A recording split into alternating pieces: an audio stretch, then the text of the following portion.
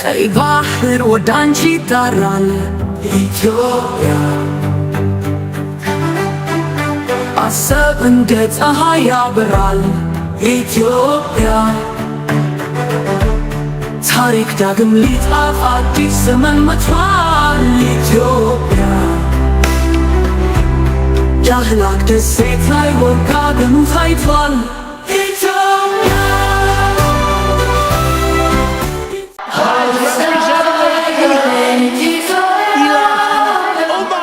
የዓለም ስርዓት በማይገመት ፍጥነት እየተቀየረ ነው። አቅም ያለው መብቱን የሚያስከብርበት፣ በታሪክ አጋጣሚ የተሰራን ስህተት የሚያርምበት፣ ነገን በሚፈልገው መልኩ የሚቀርጽበት ጊዜ ላይ እንገኛለን።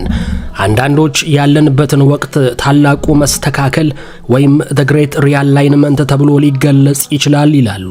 ከሁለተኛው የዓለም ጦርነት በኋላ አሜሪካ የበላይ ጠባቂ፣ አውሮፓ ደግሞ አድማቂ ሆነው የተጓዙበት ስርዓት ዛሬ ላይ ላይመለስ ጓዙን ሸክፎ መሄድ ግድ ብሎታል። የአሜሪካ ፕሬዝዳንትና ቱጃር ጀሌዎቻቸው ሩሲያ እንዲሁም ቻይና በአዲስ አሰላለፍ አዲስ የዓለም ስርዓትን እያስተዋወቁ ነው። እንደ ዩክሬን፣ ታይዋን እንዲሁም ጋዛ የዚህ አዲስ ስርዓት ዋነኛ ተጎጂዎች ናቸው። ሀገራችን ኢትዮጵያም ይህ ወርቃማ ዕድል ከመጥፋቱ በፊት እርምጃ መውሰድ አለባት የሚሉ ድምጾች እየተስተጋቡ ይገኛል። ትላንት ደርግ ከዙፋኑ ሲገረሰስ አቅሟ መዳከሙን ያዩ ውጫዊ ኃይሎች አጋጣሚውን የሚፈሯትን ኢትዮጵያ ለመበቀል መጠቀማቸው የሚረሳ አይደለም።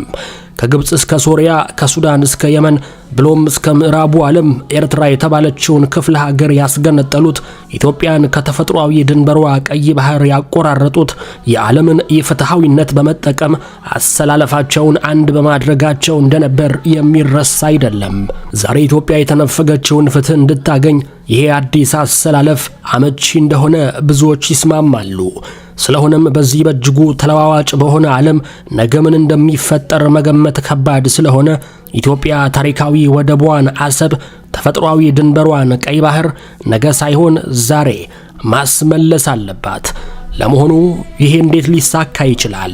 ለሶስት አስርት ዓመታት በባዕድ እጅ የቆየው አሰብ በቅርብ ወደ እናቱ ቅፍ ሊመለስ ስለመሆኑ አልታይላላቸው ይሄን መሰናዶ አዘጋጅተናል።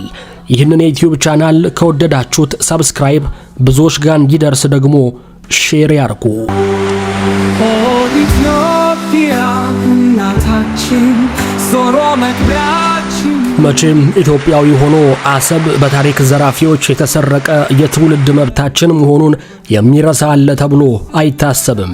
ነገር ግን ባለፉት 30 ዓመታት ይህን ሐቃችንን እንዳንጠይቅ፣ እንደ ትልቅ ሀገር ልጆች ትልቅ እንዳናስብ፣ የሀገራችን ደካማ ፖለቲከኞች በማይረባ የዘር ጉዳይ እንድንጠመድ ማድረጋቸው የሚካድ አይደለም። እንኳንስ የሚገባንን የባህር በር ስለማግኘት ቀርቶ ወያኔና ሻዕቢያ ፍቅር በፍቅር በሆኑበት የጫጉላ ሽርሽር ሰሞን የተሰራውን ሸፍጥ አንስቶ ማውራት በሕግ የሚያስጠይቅ ሆኖ ቆይቷል። አሁን ግን ከወደብ አልፎ የባህር በር ከመጠየቅ ተሻግሮ አሰብን መልሶ በእጁ ሊያስገባ የቆረጠ የነቃ ትውልድ ተፈጥሯል። ኢትዮጵያውያን ዛሬም ልክ እንደ ትላንቱ ታምር መስራት የሚያስችል ጥንካሬን አግኝተናል። ለዛም ይመስላል ከቀይ ባህር የሚሰማው ሞገድ ኢትዮጵያ ኢትዮጵያ የሚል ስምን ማስተጋባት ጀምሯል። በዓለም ዙሪያ ሀገራት ድንበሮቻቸውን ዳግም እያሰመሩ ነው። ታሪካዊ ግዛቶቻቸውንም እያስመለሱና ለብሔራዊ ደህንነታቸው ቅድሚያ እየሰጡ ነው። የሩሲያው ፑቲን አድናቂ ናቸው የሚባልላቸው የአሜሪካው ትራምፕ ሞስኮ በክሬሚያ ሀብላ ጀምራ ወደ ዶንባስና ዛፖሮዥያ ግዛቷን ያሳደገችበትን ተሞክሮ ለመተግበር ዳር እያሉ ይገኛል። የቀድሞውን የአሜሪካ አካል ፓናማ ካናልን አስመልሳለሁ ያሉት የነጩ ቤት አለቃ አሁን ደግሞ የአውሮፓ ህብረት አካል የሆነችውን የዴንማርኳን ግሪንላንድ ለብሔራዊ ደህንነታችን ታስፈልገናለች ስጡን ሲሉ እየወተወቱ ይገኛል። አንዳንዶች ትራምፕ አውሮፓን በሩሲያና ቻይና እየለወጠ ያለው ይሄን ሐሳቡን ለማሳካት ይሆናል ሲሉ ግምታቸውን ያስቀምጣሉ። ልክ እንደ አሜሪካ የሚሳሱላትን እስራኤልን እንዲሁ ለማስፋት ሲሉ ፍልስጤማውያን ጋዛን ለቀው ይውጡ ሲሉ በርካቶችን ያስደነገጠ ሐሳብ አስተዋውቀዋል። እነዚህ የዓለም ሀያላን ሀገራት ይህን እርምጃ መውሰድ ከቻሉ ኢትዮጵያ የተፈጥሮ ድንበሯ ወደ ሆነው የገዛ ወደቧ እንዳትመለስ ሊያረጋት የሚችል ነገር ምንድነው የሚለው ጥያቄ የበርካቶች ነው። በዙሪያዋ ያሉ ሀገራት ሁሉ ተደምረው ከሷ ኢኮኖሚ ጋር የማይነጻጸሩ በጦር ኃይል አቅሟ ከአፍሪካ ቀዳሚ 5 ውስጥ የምትገኝ የቀጠናው ሩሲያና አሜሪካ የሆነችው ኢትዮጵያ እንደ ህልውና አስፈላጊነት የምትታየውን አሰብ የማስመለስ ሙሉ መብት ብቻ ሳይሆን አቅምን ከነሙሉ ክብሯ እንደያዘች ይታወቃል። ዓለም አቀፍ ጂኦፖለቲካው ለኢትዮጵያ መቺ ሆኖ መምጣቱ ብቻ ሳይሆን ከዓለም ተገሎ የኖረው የአስመራው አምባገነን አገዛዝ ከመቼውም ጊዜ በላይ ለአደጋ የተጋለጠበት ድንግዝግዝታው ላይ መሆናችን ወቅቱን እጅግ ተመራጭ ያደርገዋል። ኢሳያስ ያንገሸገሻቸው ኤርትራውያን ወጣቶች የነገዎቹ የድህረ ሻቢያዋ ኤርትራ መሪዎች ያገዛዙን ፍጻሜ ለጭቁኑ ህዝብ ሊያበስሩ ወደ አፋር በረሃ መውረድ ጀምረዋል። ሶሪያ ውስጥ በሽር አልአሳድን ከዙፋኑ የገረሰሰው ትግል ቀጣይ ወደ አፍሪካ ቀንድ ዘልቆ ኢሳያስን ሊጎበኝ ይገባል የሚል እምነት ያላቸው ግለሰቦች በአዲሱ የትራምፕ መንግስት ውስጥ ቁልፍ የሚባሉ ቦታዎችን ይዘዋል። አሰብን ጨምሮ ደቡባዊ የቀይ ባህር ክፍልን ከኢትዮጵያ ጋር የማዋሃድ ሐሳብ ያላቸው የኤርትራ አፋሮችና ኩናማዎች ከመቼውም ጊዜ በላይ የሚያረጉትን ትግል አጠናክረዋል። የተመድ የስደተኞች ኮሚሽን የኤርትራ አፋሮችና ኩናማዎች ከኢትዮጵያ ጋር መቀጠል እየፈለጉ በኃይል ሻቢያ የኤርትራ አካል እንዳረጋቸው የሚገልጸው ሪፖርት ዛሬም ድረስ በድረ ገጹ ይገኛል። ኢትዮጵያ የአሰብ ወደብን ከአስመራው አገዛዝ ጋር በሰጥቶ መቀበል መርህ ተስማምታ መጠቀምን ምርጫዋ ማድረግ አለባት የሚሉ አንዳንድ ግለሰቦች አውቀው የተኙ ካልሆኑ በስተቀር የሻቢያ ባህሪ ጠፍቷቸው ነው ብሎ ለማለት ያስቸግራል።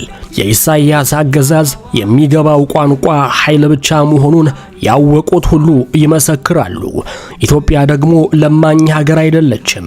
የህዳሴውን ግድብ የገነባችው ዛቻ እንደ ጉድ እየተሽጎደጎደባት መሆኑ ሊረሳ አይገባም።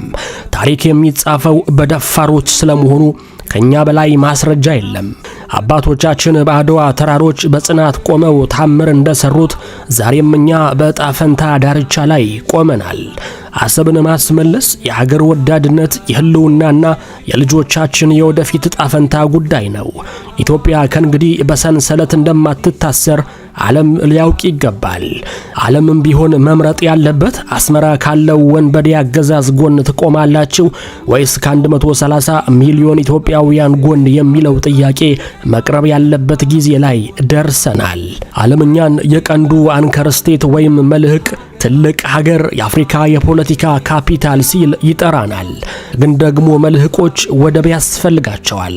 ቀይ ባህር ደግሞ ርስታችን ነው። ኢትዮጵያ ዛሬ መቆም አቅቷት የምትንገዳገድ ሀገር አይደለችም። የዓለም የዲፕሎማሲ የስበት ማዕከልና የሳራ በታች ሶስተኛ ግዙፍ ኢኮኖሚ ባለቤት ሆናለች። ምዕራቡን ስጋት ላይ የጣለው ብሪክስ አባል ነች።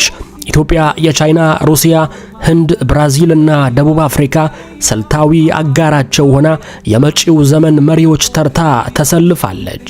እነዚህ ሀገራትም ኢትዮጵያን ከቀይ ባህር ጋር ማገናኘት የብሪክስን አቅም እንደሚያሳድግ ይረዳሉ።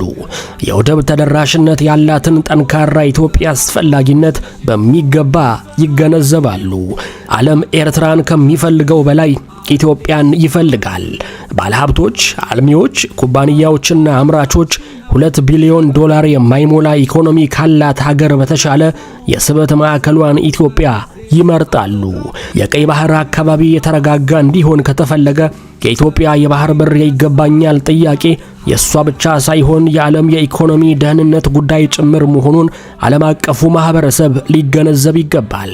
እንደ ቻይናና ኤሚሬትስ ያሉ ሀገራት በኢትዮጵያ የወደብ ልማት ላይ ከፍተኛ ፍላጎት እንዳላቸው ከወዲሁ ገልጸዋል። ይህም ኢትዮጵያ አሰብን ብትቆጣጠር ከኢትዮጵያ ባለፈ ሊጠቀሙ የሚችሉ ሀገራት መኖራቸውን ያሳያል። አሰብ ወደ እናቷ አቅፍ ትመለስ እንጂ በአጭር ጊዜ ውስጥ የባቡር መስመሮች፣ የፈጣን መንገዶች፣ ከአንድ በላይ ወደቦች፣ ጥሬ ገንዘብ፣ ምናለፋችሁ ብቻ በአጠቃላይ ቀይ ባህር ቀን ይወጣለታል። ሌላው የሻዕቢያ እብሪተኝነት ለኢትዮጵያ ወርቃማ ትኬት እንደሚሆን በርካቶች ይስማማሉ። በትግራይ ጦርነት ወያኔ ዳግም ነክሶ ከማይ ሞቴን መርጣለሁ ሲል በርካታ ተዋጊዎቹን ወዳጣበት ውጊያ በግል ተነሳሽነት መግባቱ ይታወሳል። ኋላም የትግራይን ቀውስ ኢትዮጵያን ሁሌም በጦርነት ለማቆየት ለመጠቀም አስቦ የነበረው ኢሳያስ የሰላም ስምምነት ሲደረስ የኢትዮጵያን ሉዓላዊ ግዛት በክብር ለቆ እንዲወጣ ቢጠየቅም ዛሬም ሰፊ የትግራይ ክልል መሬትን በእብሪት ወሮ ይገኛል። ዓለም አቀፉ ማህበረሰብ የትግራይ ክልል እንዲሁም የፌዴራል መንግስት በኃይል ወሮ ከሚገኝበት እንዲወጣ ደጋግመው አሳስበዋል። በዚህም ኢትዮጵያ ካሏት ብሔሮች መካከል አንዱ የሆነውን የኢሮብ ማህበረሰብ ወደ ኤርትራ መጠቅለሉን አስታውቋል። ስለሆነም ሻዕቢያ ኢሮብን መጠቅለል ከቻለ ኢትዮጵያም የቀይ ባህር ዳርቻዎችን ከመያዝ ሊያግዳት የሚችል ዓለም አቀፍ ሕግ ሊኖር አይችልም። እንዲሁ በቅርቡ ወደ ኢትዮጵያ ይጓዙ የነበሩ 3 የአዘርባይጃን መርከቦችን ያስኩ ሲል የተሰማው ሻዕቢያ ያለኔ ይሁንታና ቡራኬ ኢትዮጵያ ዓለም አቀፍ የውሃ አካል የሆነውን ቀይ ባህር መጠቀም አትችልም የሚል አንድምታ ያለው መልእክትን አስተላልፏል። ይህም ሌላው ህግደፍ የተላለፈው ቀይ መስመር መሆኑን ከማሳየቱም በላይ ዓለም አቀፉ ማህበረሰብ ኢትዮጵያ የኢሳያስን ጦር ደምስሳ አሰብን ብትቆጣጠር የእርምጃዋን ተገቢነት አምኖ እንዲቀበል የሚያስገድደው ይሆናል። ኢትዮጵያ ወደ ቀይ ባህር ብትመጣ እንኳን ታስቆምልኛለች በሚል ተስፋ የአደጋ ጊዜ ተጠሪ አድርጎ የሰየማት ግብጽ ከሰሞኑ ጠፍታ ወደ ከረመችው የአባይ ቤተሰብ መመለሷ በስተመጨረሻም ከኢትዮጵያና ከሌሎቹም የአባይ ተፋሰስ ሀገራት ጋር ሰላም ማውረዷ አይቀሬ ጉዳይ መሆኑን አመላክቷል። አሁን ህዳሴው ህልም ከመሆን ተሸጋግሯል። ካይሮ በአፍሪካ የኢትዮጵያን ያህል የምትፈልገው አጋር የላትም። የዕለት ተዕለት እስትንፋሷ የሆነውን አባይ በአሻት ሰዓት መዝጋትና መክፈት የምትችልበትን ቁልፍ ኢትዮጵያ በእጇ ይዛለች። በመሆኑም ግብፃውያኑ የአባይ ውሃን ከፈለጉ ኢትዮጵያም የቀይ ባህር ውሃ እንደሚያስፈልጋት መቀበል የግድ ይሆንባቸዋል። ለዚህም ነው አባይና ቀይ ባህር ኢትዮጵያን የሚበይኑ ከኢትዮጵያ የተቆራኙ ለኢትዮጵያ እድገትና ጥፋት መሰረት የሆኑ ሲባል የከረመው። በአሜሪካ ስልጣን ላይ የወጣው የትራምፕ አስተዳደር ይህን የኢትዮጵያ ፍላጎት ለማሳካት የተመቸ ሊሆን እንደሚችል ማንሳት አስፈላጊ ነው። ከ2 ሳምንታት በፊት ወደ አሜሪካ ተጉዘው የህዳሴውን ግድብ ጉዳይ ጭምር አንስተው መንግስታቸው እገዛ እንደሚፈልግ ለጠቆሙት የግብጽ የውጭ ጉዳይ ሚኒስትር የአሜሪካ ባለስልጣናት ምንም ልናረጋ አንችልም ሲሉ ማሳወቃቸውን የአረቡ ዓለም ተነባቢ ጋዜጣ የሆነው አልአረቢያ መዘገቡ ይታወሳል።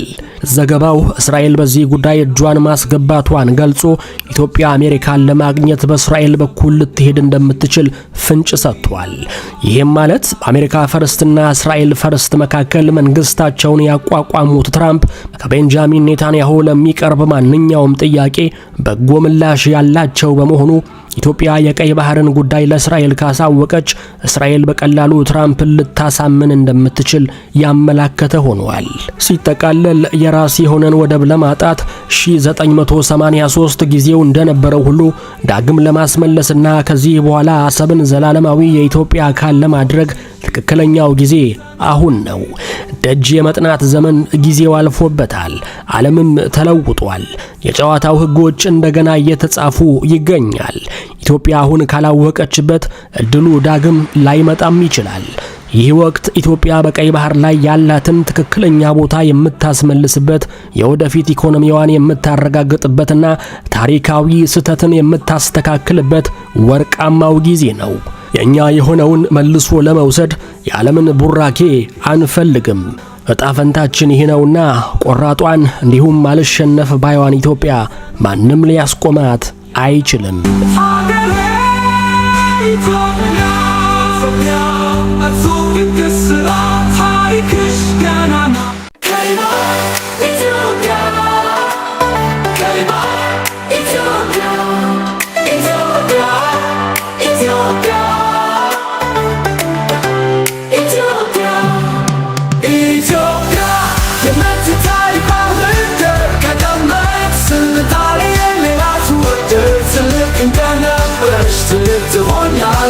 የወሰዱብሽን ዳግም በእጅሽ ታስገቢያለሽ።